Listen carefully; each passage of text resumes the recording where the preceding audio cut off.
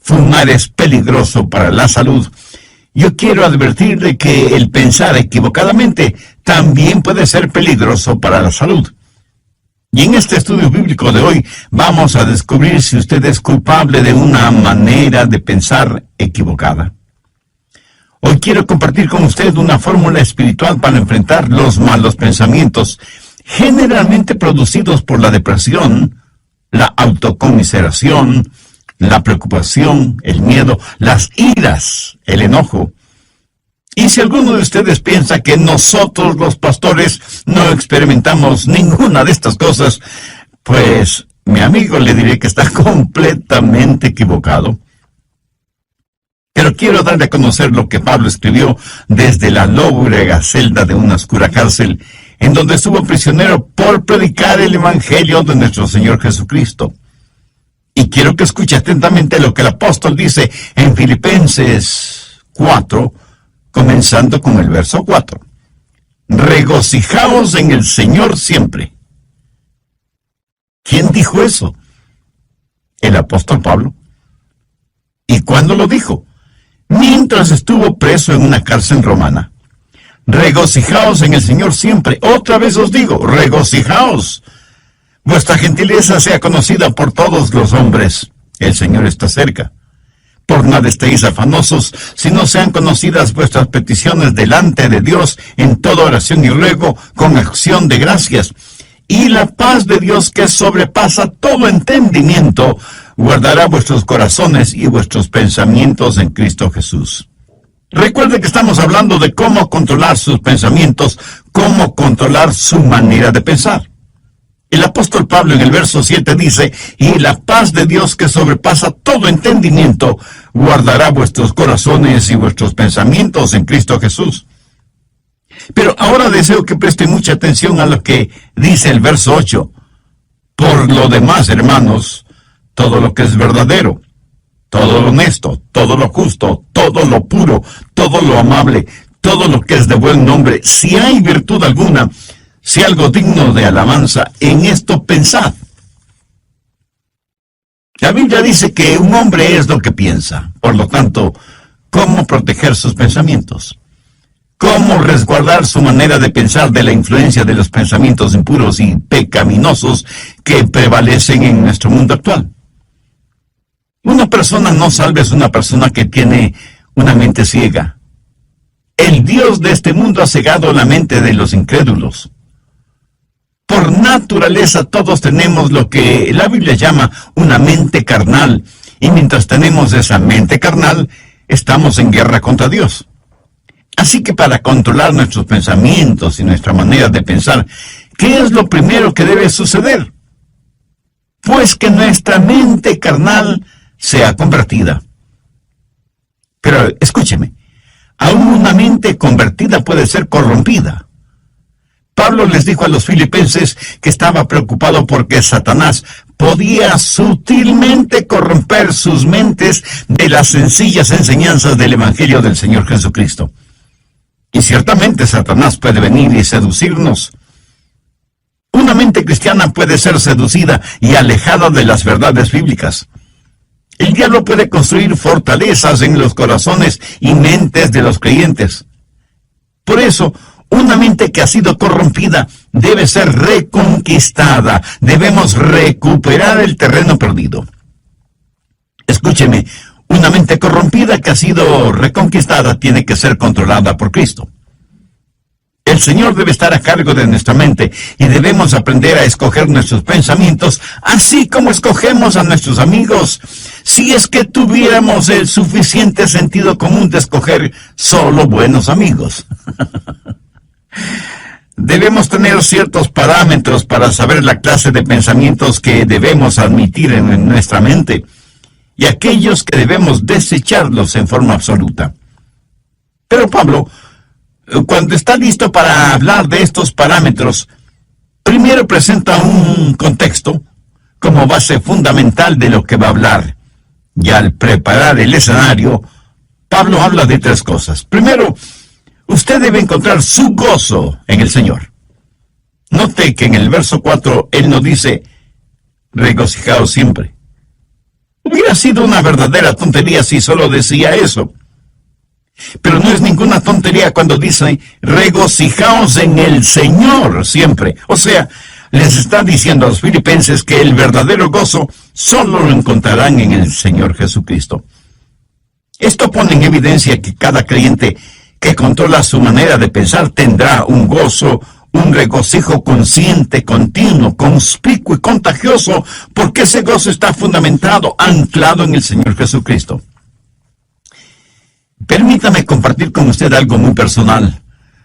Yo procuro tener siempre mi mente ocupada, aún en tiempo de descanso o de vacación, porque una mente ociosa es el mejor taller del diablo.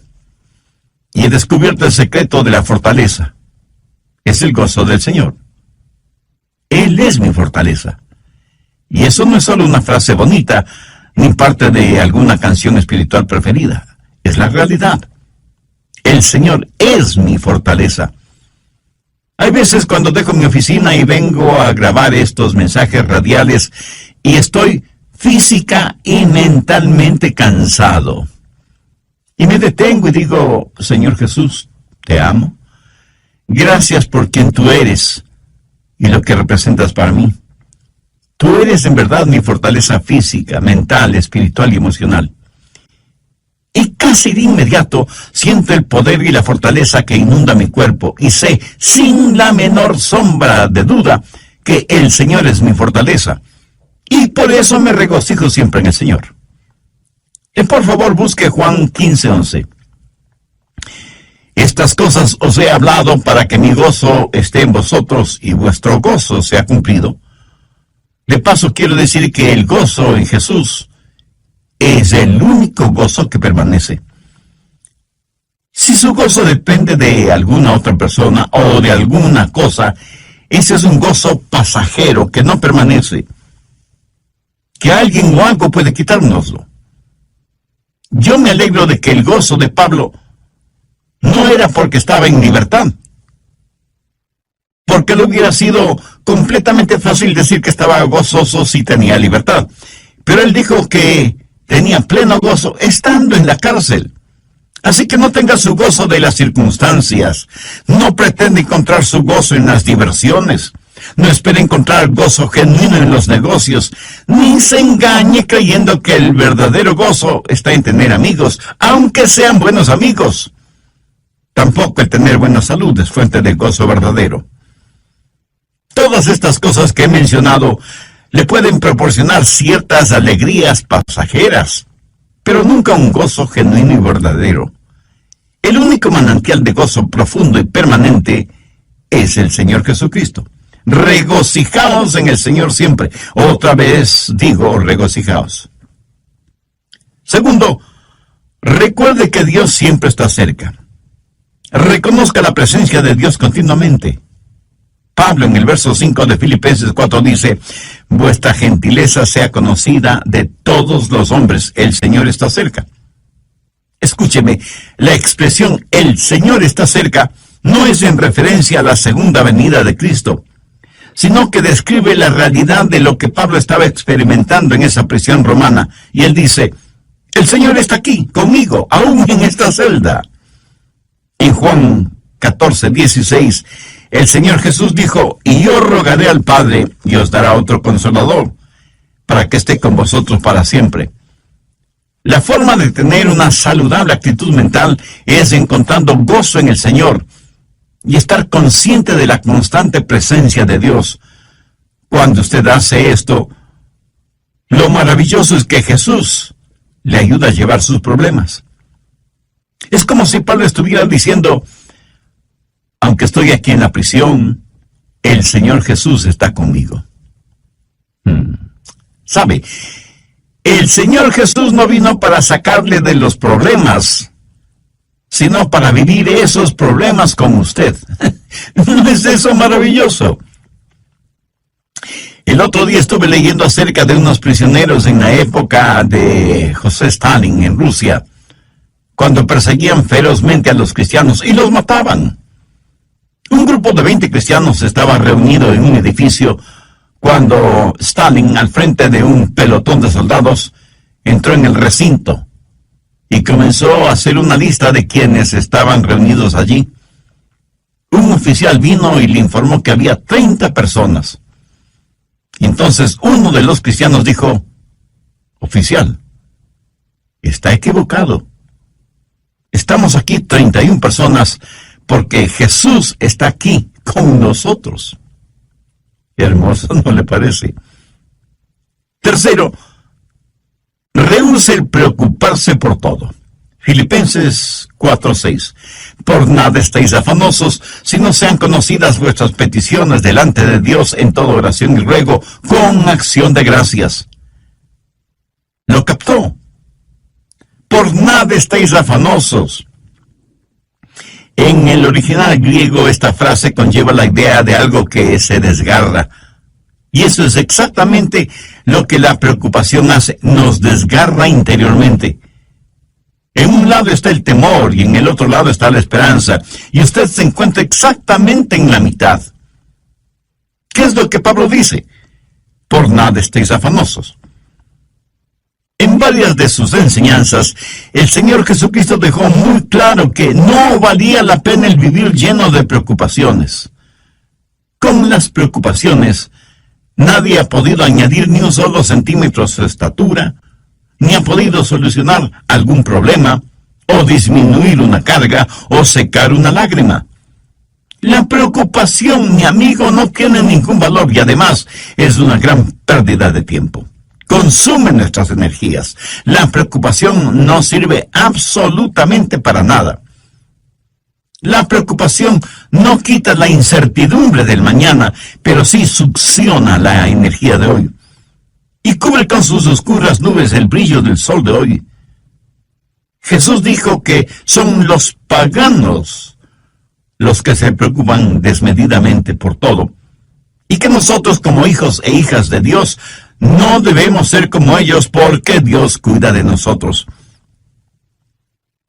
Pablo se prepara para decirnos cómo proteger nuestros pensamientos, y por eso pone como trasfondo el gozo del Señor, para que reconozcamos que Cristo siempre está con nosotros, para que dejemos de preocuparnos desmedidamente por todo.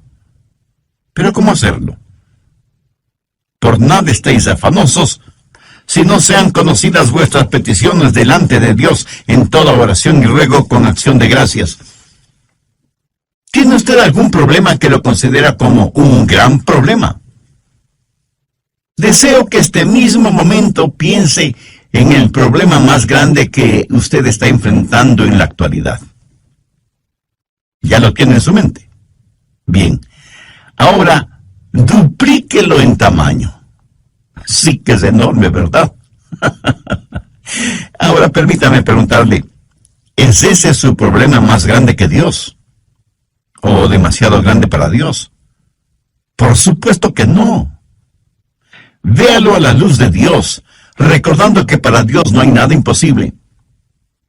Y si usted puede orar por las cosas grandes, eso quiere decir que también puede orar por las cosas pequeñas.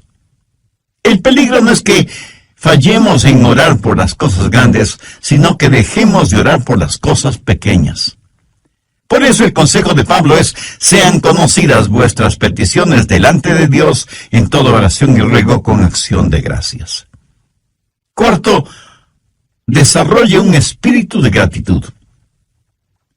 Esto es en preparación para que usted pueda revisar su manera de pensar. Puede evaluar sus pensamientos para saber si los deja o no entrar en su corazón y en su mente. Tenga un espíritu de gratitud.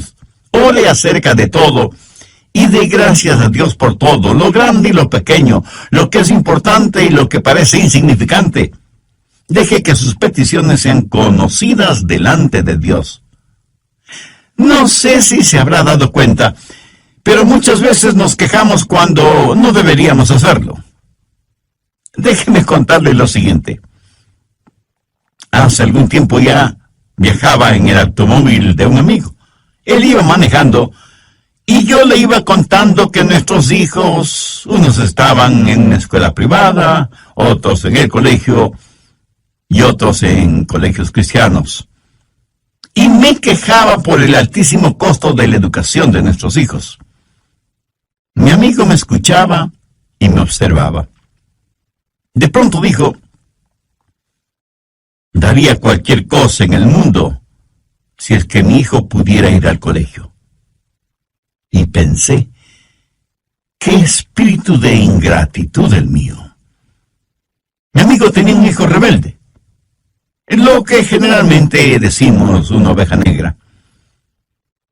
Mi amigo estaba dispuesto a pagar cualquier cosa con tal que su hijo quisiera ir a estudiar. Y aquí estaba yo quejándome amargamente de cuán cara era la educación de mis hijos. Paradójico, ¿no le parece? ¿Alguna vez se ha quejado porque tiene que lavar o secar los platos? Hay muchas personas en muchos países del mundo que les gustaría tener platos aunque fueran sucios. ¿Me escuchó? Quiero decir que los platos sucios son una señal de que usted tuvo algo en qué comer. Una cuchara, un tenedor, cuchillo para comer. Mi amigo, hay millones de personas que usan sus manos, sus dedos para comer y ni siquiera tienen agua para lavarlas después.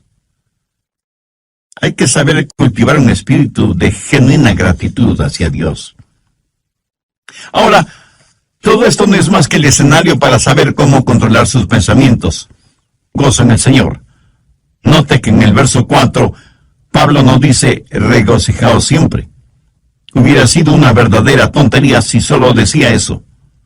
Pero no es ninguna tontería cuando dice: regocijaos en el Señor siempre. O sea, les está diciendo a los filipenses que el verdadero gozo solo lo encontrarán en el Señor Jesucristo.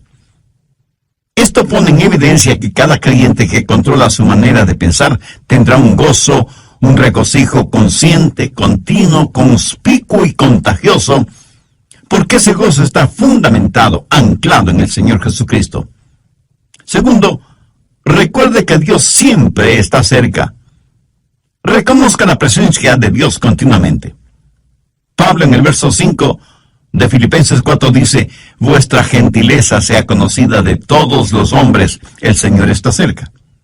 Y la expresión "el Señor está cerca" no es en referencia a la segunda venida de Cristo, sino que describe la realidad de lo que Pablo estaba experimentando en esa prisión romana y dice: el Señor está aquí conmigo, aún en esta celda. En Juan 14:16, el Señor Jesús dijo: y yo rogaré al Padre y os dará otro consolador, para que esté con vosotros para siempre. Tercero, rehúse el preocuparse por todo. Filipenses 4:6. Por nada estéis afanosos, si no sean conocidas vuestras peticiones delante de Dios en toda oración y ruego con acción de gracias. ¿Lo captó? Por nada estéis afanosos. En el original griego esta frase conlleva la idea de algo que se desgarra. Y eso es exactamente lo que la preocupación hace, nos desgarra interiormente. En un lado está el temor y en el otro lado está la esperanza. Y usted se encuentra exactamente en la mitad. ¿Qué es lo que Pablo dice? Por nada estéis afanosos. Cuarto, desarrolle un espíritu de gratitud. Tengo un espíritu de gratitud. Ore acerca de todo y de gracias a Dios por todo, lo grande y lo pequeño, lo que es importante y lo que parece insignificante. Deje que sus peticiones sean conocidas delante de Dios. El apóstol Pablo presenta una especie de lista en el verso 8 y quiero que ponga atención a su contenido. Por lo demás, hermanos, todo lo que es verdadero, todo lo honesto, todo lo justo, todo lo bueno, todo lo amable, todo lo que es de buen nombre, si hay virtud alguna, si algo digno de alabanza, en esto pensad. Bien, ahora quiero que note algunas cosas muy importantes.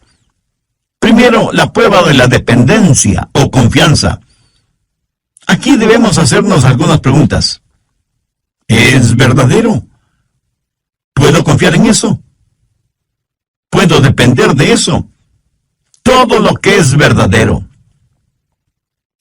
¿Sabe que vivimos en una generación que no pregunta si algo es verdadero? La pregunta importante en nuestros días es, ¿trabaja? ¿Da resultado?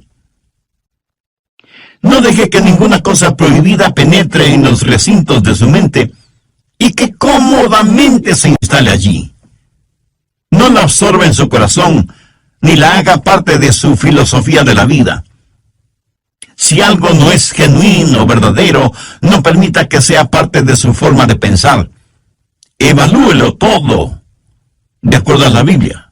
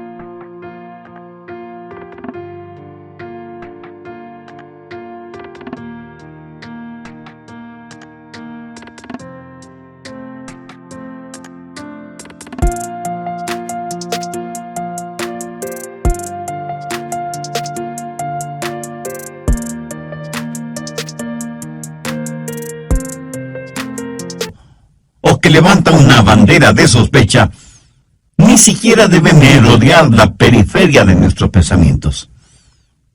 El apóstol también hace mención a todo lo puro, y puro significa algo que está libre de cualquier contaminación, algo libre de manchas o suciedad. Esto en referencia a objetos o animales. ¿Es esto lo suficientemente puro como para ser usado en la adoración a Dios? ¿Es esto lo suficientemente puro como para ser ofrecido a Dios? Estas preguntas nos llevan al siguiente punto. Cuarto, la prueba de la reverencia. Todo lo que es puro. ¿Es esto algo de lo cual no me avergüenzo de ofrecérselo a Dios? Escúcheme, puede tomar cierta historia o cierta película o cierta música o cierta literatura o ciertas amistades o ciertos hábitos y decir, Señor, con esto te adoro. Estoy seguro que alguien me dirá, Pastor, ¿no estamos supuestos a adorar a Dios con todas las cosas? Mi amigo, si piensa así, está tremendamente equivocado, porque la verdad es que debemos adorar a Dios con todas las cosas. Por favor, busque 1 Corintios 10:31. Si pues coméis o bebéis o hacéis otra cosa, hacedlo todo para la gloria de Dios. Ahora piense por un momento. ¿Son sus amistades, sus pasatiempos, su trabajo y aún su propia familia algo con lo cual usted podría decir, Señor, te lo ofrezco a ti? Hace algún tiempo estuve en una conferencia bíblica en otra ciudad y tuve la oportunidad de ver la cadena de montañas conocida como Montañas Azules. Justo en la estación del año, cuando las hojas de los árboles se vuelven amarillas, rojas, azules, doradas y en fin, tienen todos los colores del arco iris. Mi esposa y yo nos quedamos asombrados y maravillados de ver la creación de Dios en toda su espléndida belleza. Y me acuerdo que dije, Señor, esta es una extraordinaria experiencia que me mueve a adorarte más y más. Este buen tiempo que nos permites tener, este regocijo espiritual interno, esta belleza que nos rodea, que proviene de ti, todo te lo dedico a ti, porque no solo está lleno de armonía y de encanto, sino de inmaculada pureza. Señor, tú eres digno de nuestra adoración. Amigo, escúcheme. Si cualquier cosa que usted hace no pasa la prueba de la reverencia, o sea, no es algo que pueda ofrecerle a Dios, no se atreva a insultar a Dios presentándosela. Si cualquier relación personal o actividad o recreación o negocios o lo que sea no tiene el distintivo de reverencia hacia Dios, ni siquiera lo piense. Quinto, la prueba de la relación. Pablo continúa diciendo, todo lo que es de buen nombre. En el original griego, esta frase literalmente dice, aquellas personas o cosas que causan que se las ame. ¿Qué es lo que causa que usted ame? Si piensa en aquello que causa que usted critique injustamente o que provoca división entre otras personas, eso es erróneo, negativo, malo. Todo lo que es de buen nombre tiene la connotación de ser guiados hacia el amor. Lo que piensa le guía hacia el amor. Tal vez alguien me pregunte, pastor, ¿eso significa que tengo que aprobar lo que otras personas hacen? Sí y no. Si lo que hacen es bueno, beneficioso, ejemplar, útil, usted lo aprueba. Si es algo negativo, perturbador, divisivo o destructivo, por supuesto que usted no debe aprobarlo. Y no se necesita ser un genio para entender esto, ¿verdad?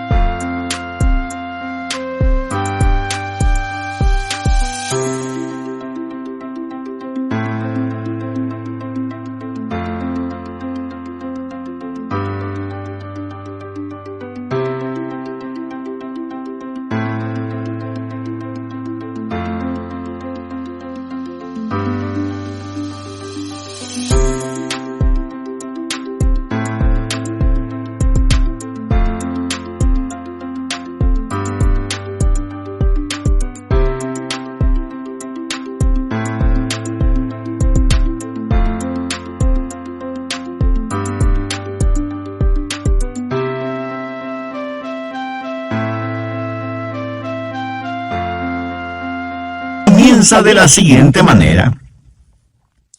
Bueno, usted me conoce y sabe que no me gusta eso de los chismes, pero sabía que... Y comienza su chismografía con un aire de santidad y confidencialidad, como si estuviera contando una verdad absoluta. ¿Conoce usted a personas así? Ahora, si una persona hace algo y no sabe que lo ha hecho, debo pensar que esa persona tiene un tornillo suelto en su cerebro. Lo triste es que hay personas a quienes les gusta, les deleita el escuchar cosas que no son de buen nombre, relacionadas con otras personas.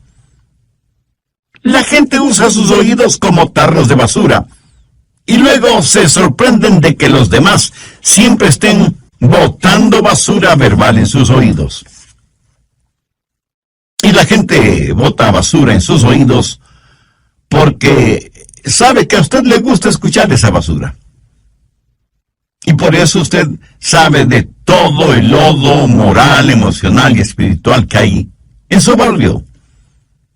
En lo negativo, usted sabe todo de todos. La clase de personas que son los nuevos vecinos, que a determinada jovencita ya no se la ve porque está embarazada sin haberse casado, y sus padres, para evitarse la vergüenza, la mandaron a vivir con sus abuelos, que viven muy lejos. Que el hijo de los Pérez está preso por manejar en estado alcohólico, etcétera, etcétera. Y la gente permite que todos estos malos pensamientos tomen residencia en su corazón y su mente.